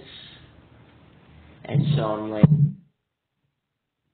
is it worth spending that money on the solar panels? Because, it's not terribly expensive, but it's still, money. I know exactly what you mean. I have always only invested as much in the van as like strictly needed for the moment that I'm in, because I've always considered it to be like a temporary shelter, even though it's kind of become more of a long-term thing. I don't really care about it or identify with it, Yeah. And yeah, maybe I should, to be honest. You do, actually. Yeah. You do care about it and identify with it more than you lead on. I just didn't call you out on it because I didn't think it was productive. But earlier when we were together, the way, the energy that you were spending in like telling me about your setup, and it's definitely something that I realize you identify with to a certain degree. Like there's pride there. Definitely, I mean, for sure, definitely. But I think perhaps the thing that I'm proud of is the fact that I solved the problem in an elegant way. Maybe a little bit less that at least it's the same thing. It's the same thing with my electric unicycle. I don't want it to be like my personality, but it definitely is like, I don't know. It is definitely a little bit more than I thought. I got a little bit high last night, and I was like basically ranting to my friends about how great the unicycle is. I think it's like the best. And then after the rant, I was like, I should actually like write this up. This is a good argument here. Basically, it's the best kind of vehicle to get around up to like the level of a motorcycle, which is like capable of going fast on the highway. Unless you need to go fast on the highway, the unicycle is the best kind of vehicle. And yeah, it's great. I really like it. What was the thing that you were going to answer when you came back? I don't remember. Yeah. So,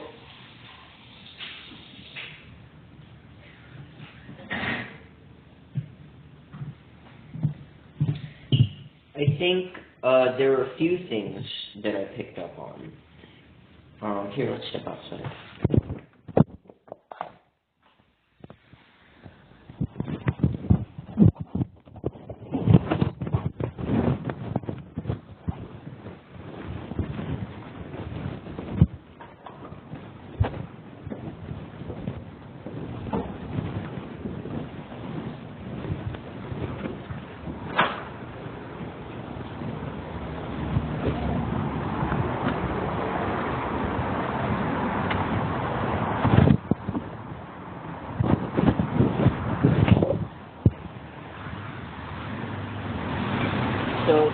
foremost,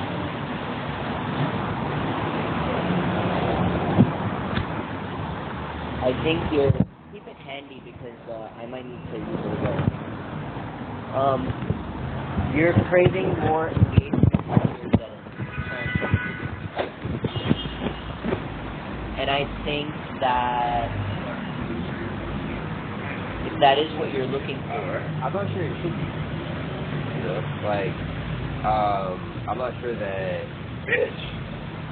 Okay, so here's the thing, like, in the process of creating all of this philosophy bullshit, I have engaged here and there with, you know, smart people who do philosophy, and because I haven't, like, prepared this for a mass audience, maybe I've started to trick myself into thinking that is my audience, other people who do philosophy, but I'm not sure that that's the right approach. Maybe that's not what I should be thinking about. Maybe I should ignore people who do philosophy at all. Maybe I shouldn't even brand this as philosophy. Maybe I should brand it as self-help or something like that, you know. And I don't know, what is your take? So you're asking me about how to package this? What do you think is the relevant thing to do with this information? I think what I'm providing is like relevant techniques about how to live a better life. It's also original and unique, and that is good. I think it is philosophy, and but also I'm not sure that I want to engage with it as philosophy. I don't even know if I want to like, because like I think there's like if you start calling it philosophy, bring out the other people who like to engage with philosophy. A lot of them are very negative people, like to talk shit about things that they might slightly disagree with, as if they disagree a lot more. I really want to engage with haters. You don't want to engage with haters. Not really. I mean, maybe I should. I don't know what I should want, but so far that's not been enjoyable or pleasant. And because that was going to be one of my questions too. Is like part of, you know,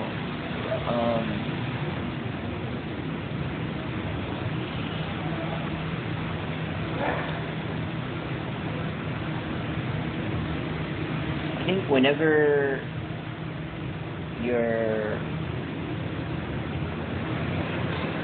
dealing with people's life's work, which seems like this is, I like to know what they're trying to get out of it when it comes to engagement. You know, do you want, are you looking for someone to resonate and support it and like, you know, like buy into it? Or are you looking for like critical feedback, you know? And like, you know, kind of... okay, I would love to have thought collaborators, and I would love that, because that would just mean that it grows bigger and faster.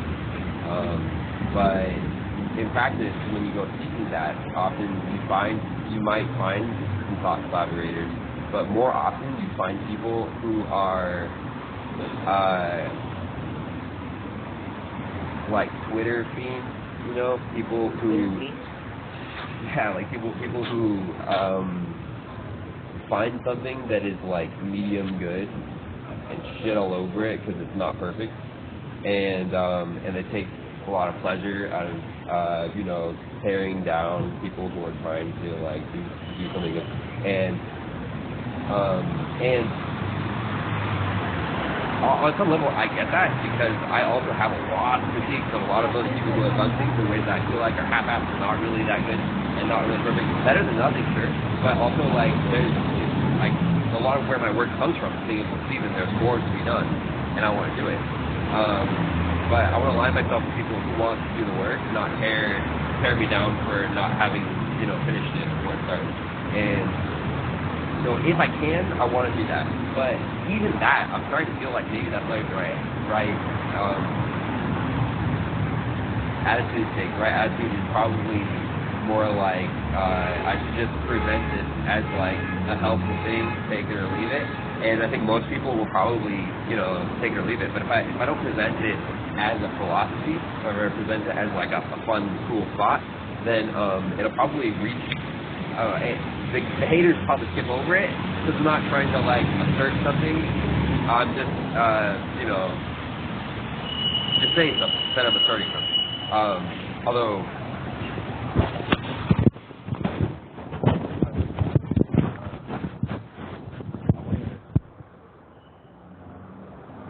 I don't want to shoot myself in the foot. I've in the past I've had this problem of being like way too idealistic and pursuing things that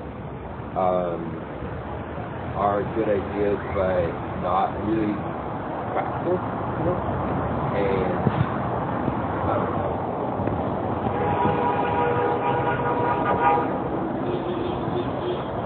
I think one of the things that's coming to me, what you're saying is that if you are sensitive about, thought collaborators, right? And people who get that, like, this is a work in progress, and that it's vulnerable, right? That you start to cultivate your intuition around who you're sharing it with. And I think that that's best done in a one-on-one format, right? Where you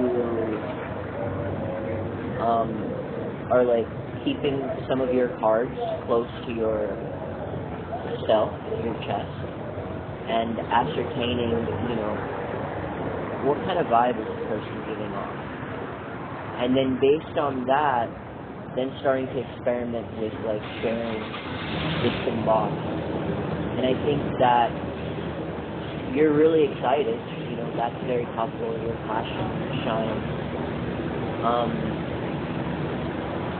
And I think that's fine, but I think if it's paired with a lack of patience, of like, hey, this is going to take time to find like really meaningful thought collaborators, then that's not an ideal way.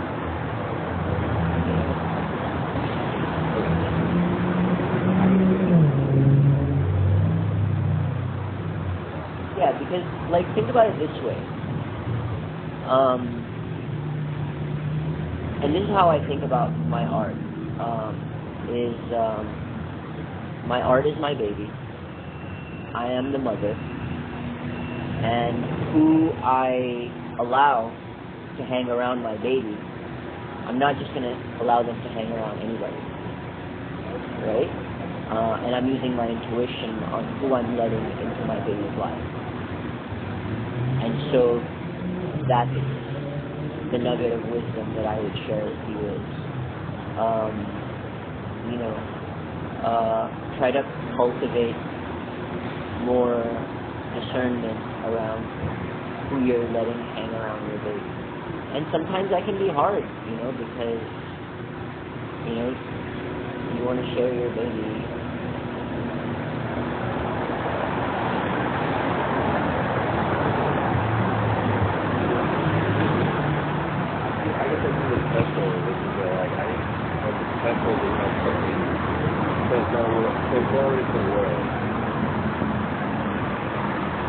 Not many. And, I think that's a really good point and attitude to give it like that. Yeah. Other things. Yeah.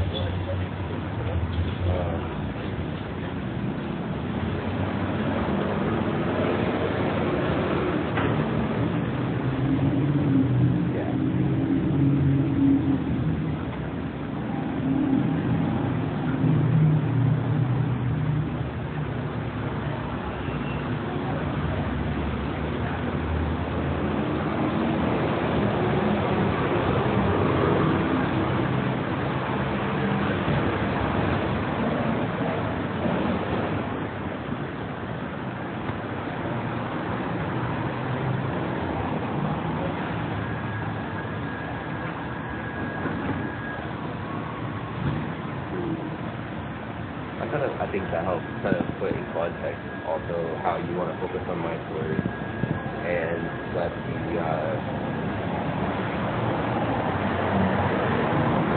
be the background. But Yeah. Because the art is forward. not just that, but like when you think about like just going back to philosophy of love, right? Attraction from a physics standpoint is like you're trying to draw someone in, right? And the thing that draws people in is curiosity, right? And one of the ways to elicit curiosity is a level of mystery, you know? And I think that sharing the backstory that is very meaningful, real, and resonates with people on very deep levels. You know, because there are so many elements of your story that hit on themes that most people grapple with. So I think it sets the stage for creating that curiosity.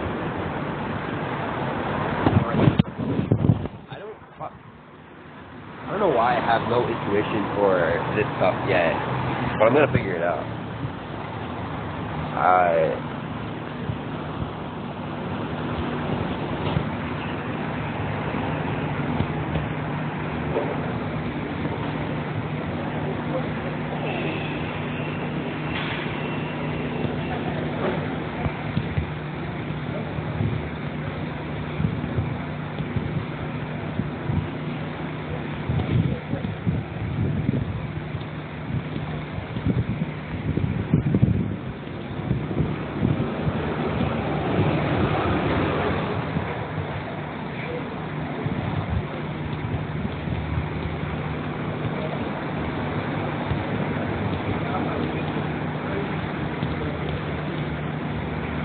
There's three things that I want to share before we separate for today, because I didn't think of that before. Which is number one, you do have the intuition. You know, you wouldn't have gotten here if you didn't. I think some of it is a matter of like how you're viewing yourself and some of the limiting beliefs that you're still holding on to, and seeing yourself in a humble yet higher light, to make space for the discernment of that intuition which is within you. And I think that's a lifelong journey, you know. I think secondly, based on some of the things that you shared today, Marshall Rosenberg as an author really popped out, especially in talking about, you know, needs as it relates to things that feed the narratives of depression and, you know, this like lack and less than. His seminal book on nonviolent communication. Oh, I know this guy. Okay, yeah, I was thinking about that. Yeah, his textbook on nonviolent communication, I think it's great. And I think that the second thing is, I don't know why, but have you heard of Dan Ariely? Dan Ariely is a researcher and philosopher, and like, he doesn't brand himself as a philosopher, but he is. And his experiments are really cool, especially if you're trying to get more inspiration on, you know, the logic of what, you know, you're developing, what you're working on. How do you spell Ariely? Ariely.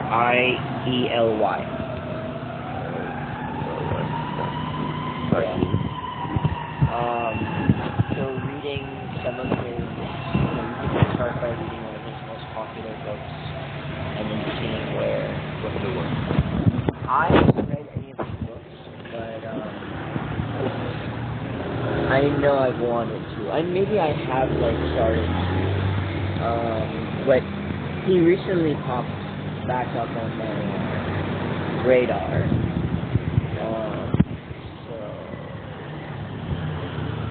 Yeah. Cool. Alright. On that note, it's been great. I appreciate you.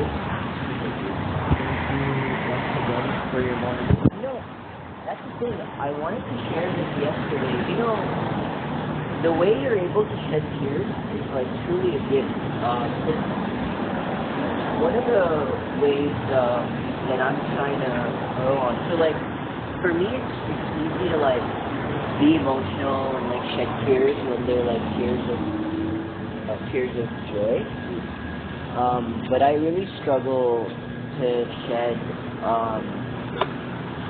emotion and tears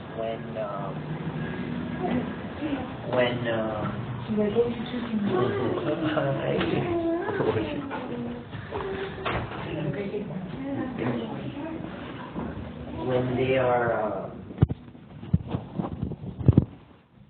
when they're challenging emotions. And I don't know if it's something about our dynamic where you're comfortable, sharing your negative emotions and shedding tears. But I really look up to that. I really appreciate that. And I celebrate that a lot. Even though it's challenging for you, but the way that you're able to express that is something that I look up to and I celebrate. Write that down in your fucking journal.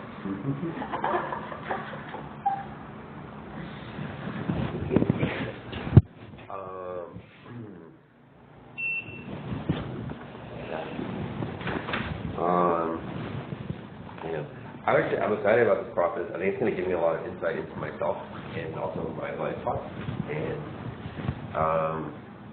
yeah, it's really good. I think I have a lot of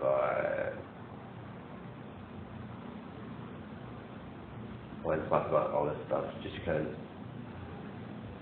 I think I mentioned this because I usually share it very robotically because it's kind of just it's too much to be real and honest about, It's kind of overwhelming for myself and other people. So I kind of usually just sort of gloss over at a very high level, and also only the negative part, which isn't, I think, a complete picture. And I'm excited to be able to come to terms better. And yeah.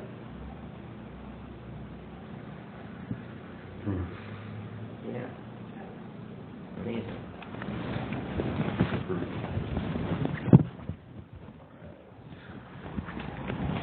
Noise bridge. You ever been to Noise Bridge? Sorry? You ever been to Noise Bridge? Noise bridge. The makerspace in the Mission? Definitely worth checking out. It's very, it's open to the public, free. They have a lot of tools and equipment, but also just really very sort of chill and relaxed. Yeah. Yeah, it's good. Who primarily hangs out there? And a bunch of regulars who are there a lot working on projects. Some of them are like me, like van lifers, and it's just like a good place to go. I used to do software, so I was hanging out with software people a lot. I don't really do that anymore, but I am still in the community, and yeah, it's just like it's a great resource. It's a tremendous resource, honestly. It's like it's a workshop for all the things you need, and just like also like a great place to hang out and do some work on your laptop or whatever. Nice. How long is it open till? Depends on how late the members stay. Usually like 10 p.m. midnight. Minimum usually 10 p.m. Most of the time it's a little bit late. But it depends on, it opens when the first member arrives, it opens the door. And it closes when the last member leaves. And, but yeah, usually that's like Usually that's noon to midnight. noon to midnight. Yeah. But I'm like, do you ever want to pop in over there? So there's like a fee associated with being a member. Yes, but you don't need to be a member to come. You only need to be a member to yeah. It's really cool. Check it out. Yeah. No, this has come up multiple times. And so, yeah. I'm like in a weird space where I'm like thinking about,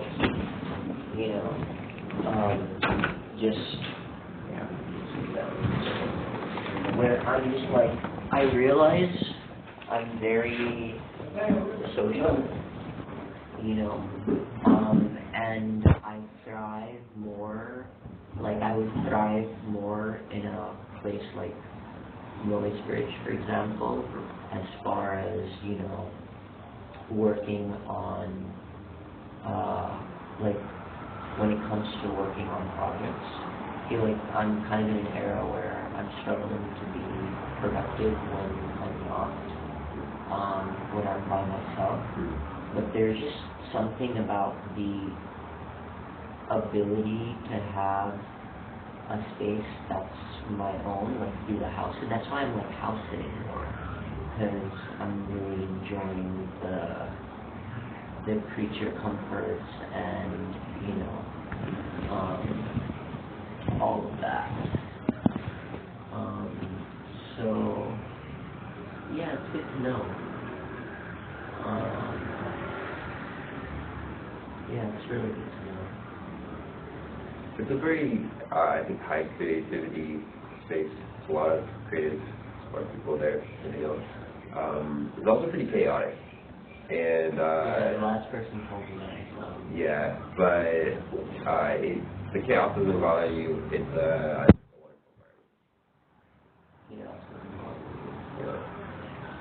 So it sounds like you find yourself, you find that you can work on your creative projects there and get work done. Yeah. It's a tiny bit of a social outlet, not so much anymore, but more of a social outlet?